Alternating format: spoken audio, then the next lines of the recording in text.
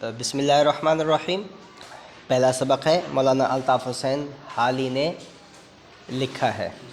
اسلام میں گداگری کی مذمت کسے کہتے ہیں؟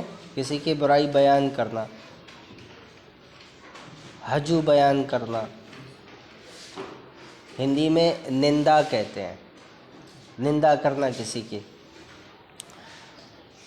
اسلام میں گداگری کی مذمت، بھیک مانگنے کی جس قدر مذمت اسلام میں کی گئی ہے، شاید ہی کسی مذہب میں اس قدر برائی کی گئی ہو۔ قدر اندازہ، یعنی بھیک مانگنا، گداگری کرنے کی جو برائی ہے وہ اسلام میں جس قدر کی گئی ہے، جس اندازے کے ساتھ کی گئی ہے، وہ کسی اور مذہب میں شاید ہی کی گئی ہو۔ سوال کے انسداد کو حضرت محمد رسول اللہ خاتم النبیین صلی اللہ علیہ وآلہ واصحابہ وسلم اس قدر مہتمم بالشان تصور فرماتے تھے کہ جس قدر آپ توحید اور نماز پنجگانہ کی تعلیم کو ضروری سمجھتے تھے۔ سوال کے انسداد روکنا۔ سوال کہتے کس کو ہیں؟ سوال کسی سے کوئی چیز مانگنا، کسی سے کوئی چیز مانگنا، یعنی حضور اکرم صلی اللہ علیہ وآلہ وسلم جتنی تلقین، جتنا حکم، جتنی نصیحت نماز کے لیے کیا کرتے تھے، شرک سے بچنے کے لیے جو فرمایا کرتے تھے، اتنی ہی سوال کے انسداد کے بارے میں فرمایا کرتے تھے۔ سوال اتنا برا ہے، کسی سے کوئی چیز مانگنی اتنی بری ہے، بھیک مانگنا اتنا برا ہے۔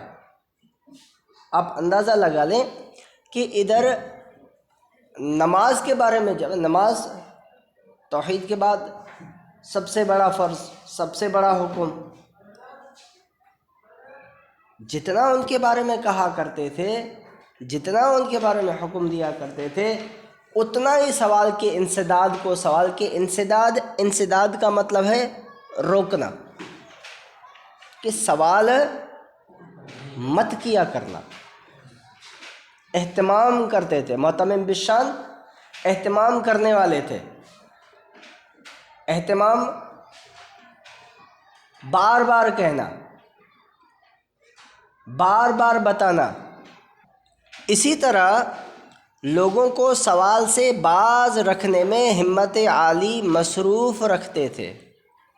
توحید، اللہ کو ایک ماننا، نماز پنجگانہ، 5 وقتوں کی نماز کے بارے میں جتنی تعلیم کو ضروری سمجھتے تھے، اسی طرح لوگوں کو سوال سے منع کرتے تھے۔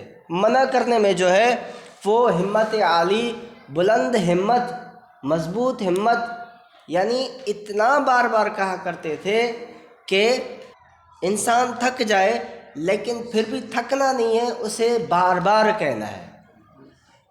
چنانچہ عبد الرحمن بن عوف بن مالک اشجعی سے روایت ہے کہ ہم 9 یا 8 یا 7 آدمی حضرت صلی اللہ علیہ وآلہ واصحابہ وسلم کی خدمت میں حاضر تھے کہ آپ نے ہم سے فرمایا، کیا تم اللہ کے رسول سے بیعت نہیں کرتے؟ بیعت، حکم ماننا، حکم ماننے کا عہد کرنا، وعدہ کرنا کہ آج ہم آپ کے ساتھ بیعت کرتے ہیں، آج ہم آپ کے ساتھ عہد کرتے ہیں، اقرار کرتے ہیں، تسلیم کرتے ہیں کہ آپ جو بھی حکم ہمیں دیا کریں گے ہم اسے تسلیم کریں گے، ہم اس پر عمل کریں گے۔ ہم نے فوراً ہاتھ بڑھایا، مگر چونکہ ہم چند روز پہلے بیعت کر چکے تھے، ہم نے عرض کیا، عرض کیا معنی گزارش کی، پوچھا یا رسول اللہ صلی اللہ علیہ وعلی آلہ و اصحابہ وسلم، ہم ابھی بیعت کر چکے ہیں، آپ صلی اللہ علیہ وآلہ وسلم ہم سے کس بات پر بیعت لیتے ہیں کہ آپ جو دوبارہ ہمیں حکم دے رہے ہیں، حالانکہ ہم تو آپ پر بیعت کر چکے ہیں، پہلے کر چکے ہیں، ہم نے آپ کی فرما برداری کا، آپ کے حکم کی تعمیل کا پہلے وعدہ کر چکے ہیں، آپ ہمیں پھر سے کس بات پر بیعت لینا چاہتے ہیں، کس بات پر ہم سے عہد اور اقرار لینا چاہتے ہیں؟ تو آپ صلی اللہ علیہ وعلی آلہ و اصحابہ وسلم نے فرمایا، اس بات پر کہ اللہ کی عبادت کرو، اس کے ساتھ کسی کو شریک مت کرو، اور احکام الہی بجا لاؤ۔ احکام حکم کی جمع ہے، احکام الہی اللہ کے احکامات، اللہ کے حکم بجا لاؤ، پورے کرو۔ اور پھر آہستہ سے ارشاد فرمایا، لا تسألوا الناس شیئا، یعنی لوگوں سے کچھ نہ مانگو۔